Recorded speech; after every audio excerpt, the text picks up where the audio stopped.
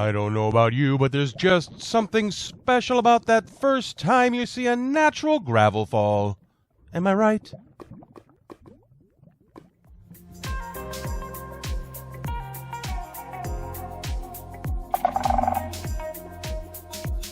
Hello there and welcome back to Roguecraft. It's that special time of year where you box up your old season and move on to a brave new world. In Season 1, we just picked the first seed to come along. It was a nice seed. It was a wonderful seed. Honestly, probably was my favorite season. In Season 2, we went for an island spawn sort of thing. I did some minor prep at spawn, making sure we all had some basics to start with, and pre-lit all the caves under spawn. A lot of time was spent on prep. In Season 3, we looked for a world that had mountain ranges at spawn and also had all the major biomes we needed under 3,000 blocks so that we could upgrade to 1.18 later. Just finding that right seed took a long, long time. In Season 4, we're going back to the basics and keeping it simple. Whatever pops up and we agree looks good, that's what we're going— Ah! That's my face, man! Get the camera off my nose! Still too close, but what was I saying? Oh yeah. Whatever pops up and we agree looks good, that's what we're going with. So enough talk. It's time to start playing again. Roll the wonderful footage! And so I entered the world of fresh-faced Gragore, ready to greet the land and all of its challenges. Still has that new seed smell. And then I got lost.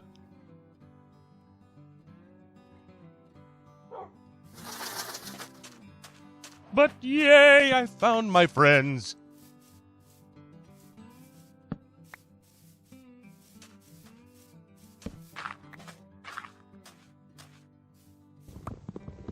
Then we punched some trees, but it was okay. They were bad trees. They were evil trees. They deserved it.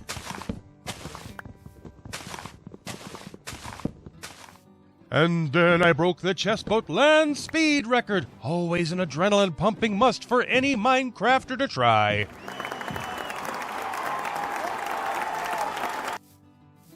Tools were crafted.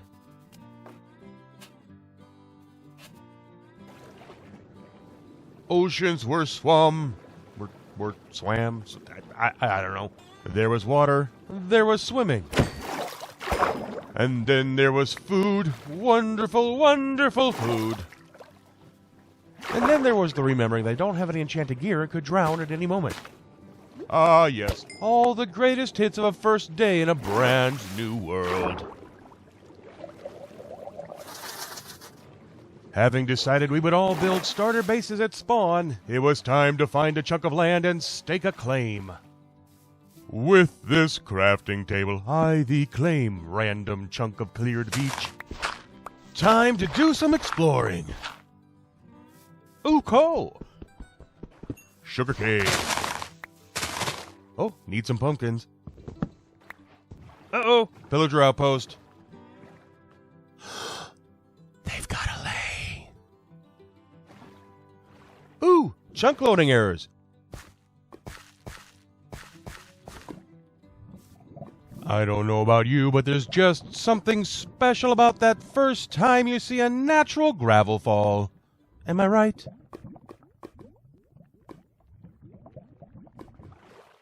Rowin', rowin', rowin', in my chest boat rowin'. You know, I just love to go exploring early on. I think half the time I spend on the first day, heck, the first week, goes to wandering around aimlessly. And let me just say what a game-changing item the chest boat is for the early game exploration. Basically double the inventory space so long as you can find a way back to your base over water. That makes a huge difference early on. There's nothing better than finding a shipwreck early on. Spawn is right on an ocean this season, so I'm out going nuts looking for shipwrecks and ocean ruins. After all, the only thing any Java player needs is a trusty door and a dream of finding long-lost riches. And I got to have me some riches. Looks like old Gragore's about to get some iron tools. Come on, show me some diamonds. Ah, well, can't say I wouldn't have liked to see more, but bamboo is nothing to sneeze at on day one. Woo, another map. It's time to go hunt for some pirate treasure. Ew, looks like we have an ocean monument near spawn. Thankfully, the treasure is nowhere near it. You know, if you look online, there are other methods for finding the chest involving chords and the F3 screen, but the simplest and easiest one I've found is just put your cursor under the X, face north, edge forward until you barely see a hint of the cursor poking out the bottom of the X. Do this and you are within 1 to 2 blocks of the chest. Do it perfect and you'll be standing directly on top of it. It's simple, it's easy. I don't ever bother with those other methods. Oh, and by the way, treasure! Oh, the pain of not having enough iron to make an anvil so I can leave messages for the next person to find this chest. Having satisfied my treasure hunting and exploring itches for the moment, I think it's time to return to what I will laughably refer to as my base. It should be said, I am not one of those Minecrafters who somehow turns out a small mansion on the first day and refers to it as their starter base. My style can be referred to as the chest next to a hole in the ground method. It's tried, it's true, and has worked for me for a very long time. And so, with some exploration under the belt, it was time to squeeze in some caving. It being the first week, I spent most of the time gathering up all the coal and iron I could get my greedy little hands on. And it wasn't too long before there were diamonds. I almost hate to break those without a fortune pick, but sometimes you gotta do what you gotta do.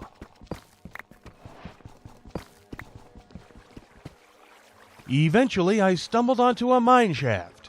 I don't know about you, but I think it's safe to say the mine shafts are my favorite part of caving.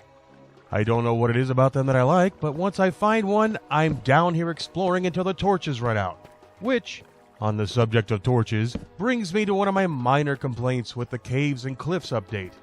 Overall, I like the changes they made with the lighting and the deep slate, and I can even get on board with no more diamonds above Y level 8. But I really wish they would put a little more coal down on the deep slate levels. It's very frustrating to have to run back up to the base for no reason other than you ran out of torches. It used to be that if you found a mine shaft, you were set. You're surrounded by wood, so all you need to do is find some coal and you have infinite torches. Now, if the mine shaft is down this low, that will never happen. Just one of those changes that made things slightly more tedious without any real gain to anything else. But I'll get off my soapbox and get back to having some fun. And nothing says fun like an abandoned minecart.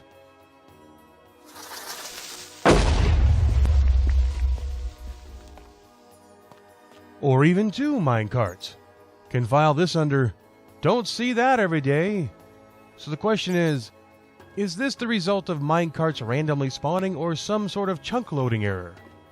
The reason I even wonder is they appear to be clones of each other.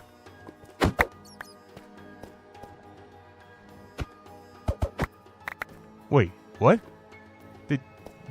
Did you see that?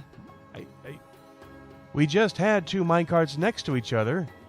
Now we have 2 minecarts occupying the same block? I don't know if that's a vanilla thing or a bug with the paper server, but either way, weirder and weirder.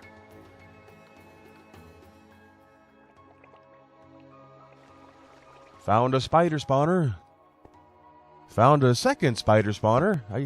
I guess I'll take the hint to make a basic string farm, but one derogatory comment. How is it that it's still day 1 and I'm already tired of finding the cat disc? I'll never understand why these chests don't have a greater selection of the original music discs. Doesn't have to be all of them, just more than 13 and cat would be nice. But after a while the torches ran out and it was time to head back up to the surface. we had decided that the bases at spawn would be one-chunk builds, just to put some limits on how sprawling they could get with all of us in such close quarters to each other.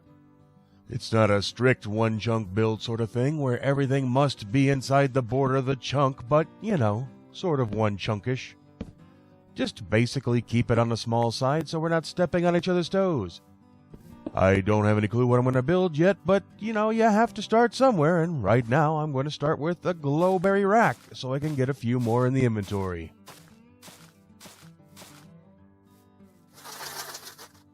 And while I thought about a home that would be a bit more protection from the elements than 2 poles and a crossbeam, I decided to go search for more treasure. Nothing clears the mind better than an inventory full of tiny, glittery things. And with this being a Gragore build, I stopped to make a manual kelp farm using some magma blocks to allow me to farm it underwater while I don't have respiration on the old helmet. So far, coal and iron have been a bit harder to find than usual, so getting the kelp going will at least keep me from using coal for cooking food. I don't know what it is about kelp, but I always have some sort of kelp farm going. If nothing else, it keeps the furnaces running, which gives me a few levels later on when I need to do some basic enchanting.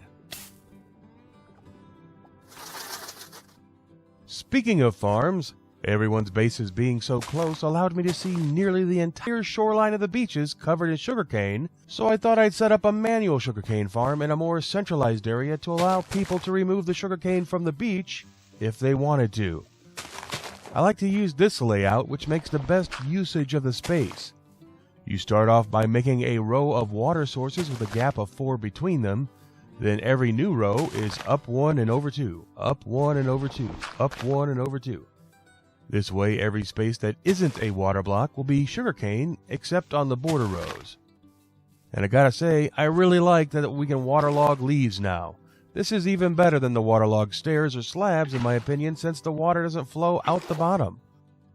As we all know, one of the qualities of a pile of leaves is that they defy all laws of gravity. And here's what it looks like on the map mod once everything has been planted. As you can see, the only unused spaces are where the water is. I think I'm going to cut it there today. Next time I hope to make a little progress on the base so it becomes a bit more than a hole in the ground. For now I'm off in search of new riches and mangrove. I still don't know what I want to do with the base, but I do know that I'm going to work mangrove into it somehow. So until then, I hope you enjoyed the first of many episodes for Season 4.